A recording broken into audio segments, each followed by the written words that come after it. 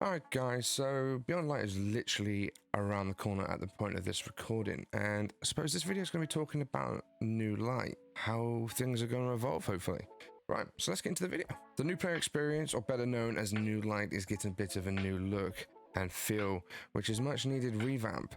But New Light 2.0, as I'm calling it, to avoid any confusion when talking about the new player experience within Destiny 2. New Light 2.0 will be arriving on November 10th along with Beyond Light. And this is the third introduction / opening into the world of Destiny 2 and the fourth opening or introduction, as you will, across Destiny 1 and Destiny 2. Not much is known about New Light 2.0 currently. All that we know is that we will be returning to the Cosmodrome. But we are not just returning to the Cosmodrome just for New Light again, but also to be a new location in Beyond Light. I know what you're thinking, it's not a new location, and you would be right. As we have been to the Cosmodrome in Destiny 1 and in Destiny 2, we have gone back to the Cosmodrome and now and then for an exotic quest or for the current New Light 1.0. New Light in a nutshell, it's a free-to-play version of Destiny 2, and at the making of this video, we have access to the original / vanilla Destiny 2 campaign Red War, the first DLC Curse of Osiris, and the second DLC Warmind. That's not all that you get in New Light 1.0. You also get to play majority of the endgame content, all the Crucible maps, every single strike in the game, Gambit, its maps that come with Gambit, and you also get to explore all Destiny 2 destinations. On top of all that, you also got access to a handful of raids, including the Leviathan, the Eater of Worlds, Spire of Stars, Scourge of the Past, Crown of Sorrow. You also get access to 2 exotic quests, the Whisper of the Worm and 0 Hour, and there also is a little bit more that you get with New Light 1.0 currently. That's a lot of content to play, but the other idea of New Light 1.0 was that you didn't have to do all the story content to just jump into the game to play with friends. All you needed to do was play a quick 20-minute opening mission to give you a very basic, and it's a very basic understanding, which left you with more questions than answers. Once you complete the introduction mission, it leaves you a broad stroke, which means new players struggle with where to go and what to do. Simply put, the first time player would really struggle to know what they are doing if they were playing as a solo player. If you were new to Destiny 2, but you have friends who are veterans of the game, you would still share some of the same struggles if you were playing solo.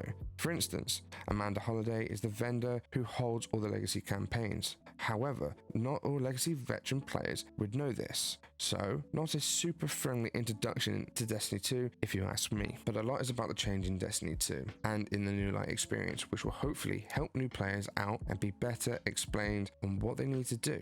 I think Bungie recognizes that currently the New Light 1.0 doesn't really make it easy for new players to know what's going on. Hopefully with New Light 2.0 this will be better addressed. But before we go into a New Light 2.0, we need to look at a couple of other changes happening and coming to Destiny 2 in November, because there are still some unanswered questions in regards to New Light 2.0, and at this point I can only speculate, which I'll get into shortly. When Bungie announced New Light, they also announced that Destiny 2 as a game is getting too large to effectively update and maintain. Cough cough, Modern Warfare. All jokes aside about how big Call of Duty is getting and the fact that we're talking about Destiny, let's get back into Destiny. Bungie did state back in June when they revealed Beyond Light that the game size is an issue and the updates to the game are huge, starting to reach the limits of their ability to patch the game, and they really don't want to start over from scratch and make a sequel. They want to keep evolving Destiny 2, have one universe. Currently, Destiny 2 on PlayStation 4 and Xbox are hitting between 100GB to 115GB, and on PC around 95GB. Bungie's plan is to annually cycle less actively played activities and destination content out of the live game into the Destiny Content Vault DCV. For sure, Bungie is hoping that by putting activities and destinations into the DCV, it will allow them the space they need to be able to add support to Destiny 2 for years to come. So what does that all mean for free-to-play players coming into Destiny 2 post Beyond Light? Well,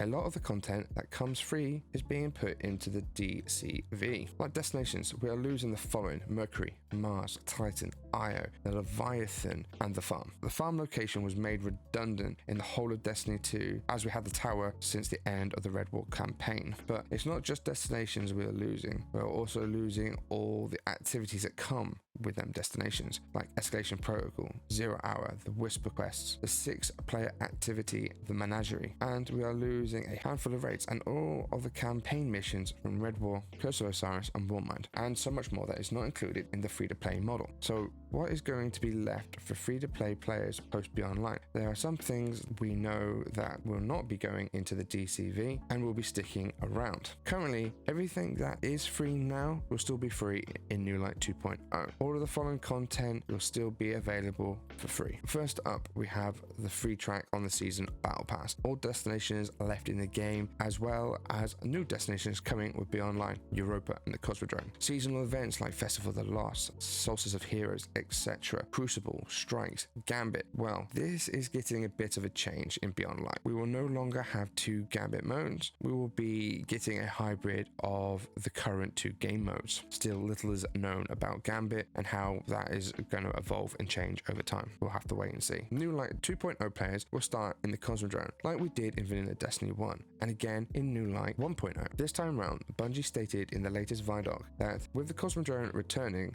New Light 2.0's story has been reimagined and resembles something close to the opening missions in Destiny 1. We will also be introduced to a new character, Shohan, in the Wilds, who will apparently guide new players in the opening mission of the game. Shohan also looks to be the new Cosmodrome vendor. But what else can we expect from New Light 2.0? Well, that's the question. We'll get these answers once New Light 2.0 is released with Beyond Light. So all we can really do now is speculate. I hope that we get a little more in regards to story missions to really give a new player better understanding on how your Guardian skills and abilities work, how the Destiny system and UI work, but also not to overwhelm the new player as soon as they land into the tower for the first time, because currently it's just bad and not helpful one bit. In my opinion, this needs to change going forward, because currently you just have no idea what you're meant to do next after you complete New Light 1.0. So, like normal, Bungie's done a good job at making me hyped for Beyond Light and New Light 2.0 when it drops on November 10th. But when it drops, let's just say I'm hoping I have that deeply satisfied feeling. So that's gonna be the end of this video. It was short, it was sweet. There's not much I can really talk about with New Light 2.0 because frankly Bungie haven't really given us a lot of information about what's changing, other than they're excited to be returning back to Cosmodrome. So hopefully we can be excited as well going forward into Beyond Light and year 4 of Destiny 2. So to all my fellow Guardians, I will see you on November 10th. You can catch me live on Twitch, link is down in the description below, because on November 10th after the reset, when Beyond Light goes live, I will be streaming. So feel free to come by, say hi. So that's the end of this video. Hopefully you found it interesting. If you did, do all the usuals. Thank you very much. Talk to you soon. I have been Switch. Bye. And here comes our Guardian. Right on time.